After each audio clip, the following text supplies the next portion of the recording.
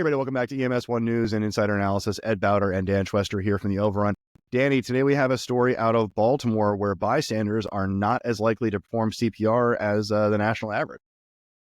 Yeah, this was really interesting. Johns Hopkins University, major medical research facility, found out that people in Baltimore City were much less likely to get bystander CPR as opposed to other places in Maryland or the national average.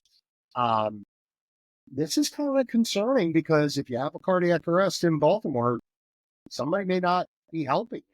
And we know that early CPR and bystander CPR are a huge factor in cardiac arrest survival. So this is something we need to look at and try to find. Yeah, that's absolutely right. So what the study was looking at was it looked back at the CARES Registry from January of 2020 to December of 2022 and compared Baltimore to the national average. And this is where, we've talked about Seattle before, right? Seattle has these outrageous numbers. Everyone in King County is willing to help and do bystander CPR. So I think off air, there's been a lot of anecdotal stories of, like you and I have talked about, like, would that work in Newark, right? Would that work in Hell's Kitchen? Would it work in Manhattan? Would it work in Philly? So it's an interesting conversation where this isn't so much on the EMS. This isn't so much the rescue side of it. This is a cultural shift where we have to start getting education out to the community, right? Because it may be, we know that people are afraid of doing CPR because they think it might hurt the patient, which is easily the most ironic thing I can ever think of. Well, there's multiple factors, right? And there's the concern about hurting someone. There is a concern over civil liability, which is almost non-existent. There are concerns about getting involved in something that's not your thing. There's societal things. There are disparities of gender that we talked about, that women are less likely to get bystander CPR because concerns over anatomy. We really need to start drilling down as a profession and a research, in our research, and find out why and how do we get over these mental blocks so that people will do this when it needs to be done.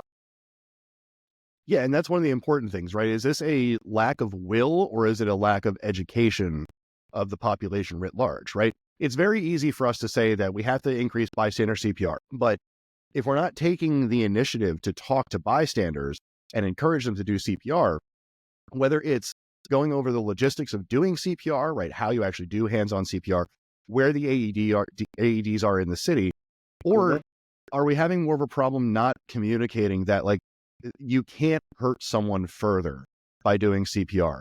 You will not be held liable through the Good Samaritan Act or whatever you want to act by acting in good faith and doing CPR. So what type of public health initiative do we have to do to educate people? Like, you can do CPR, you should do CPR. And not only can you and should you, but you can help improve these outcomes. And we're not going to put you in jail for doing CPR on this person. Yeah, the national average is around 40% for bystander CPR, which is not great. But in Baltimore, it's 27% in this study. That means 3 out of 4 people are not getting life-saving care in the street when it happens before someone arrives on scene with training. We're not ever going to, Ed, you and I talked about on the show, we've talked about before when we talked about cardiac arrest research. Generally, right now, cardiac arrest survival is about 8 to 10% nationwide. How can we get better? We do all this stuff. How can we get better if we don't do the basics? It seems like we're not building foundation here. We're not educating the public to start doing this and, push this forward, because for a variety of reasons, it's just not sexy. And we're not doing it. And this is why we're mired in this kind of, this cycle of doom where we want to improve cardiac arrest survival. So we study it, but it all comes back to somebody doesn't recognize it. Somebody doesn't get on the chest. We don't get an AED to the scene, and we're not going to have good outcomes until we start making that the norm nationwide. Right. And the irony is that this is in a place where, you have Hopkins and shock trauma all down in the same place. This is an area in Baltimore where the best EMS research should be coming out of this area. This is where we have an opportunity to really improve outcomes given the resources we have available in that area.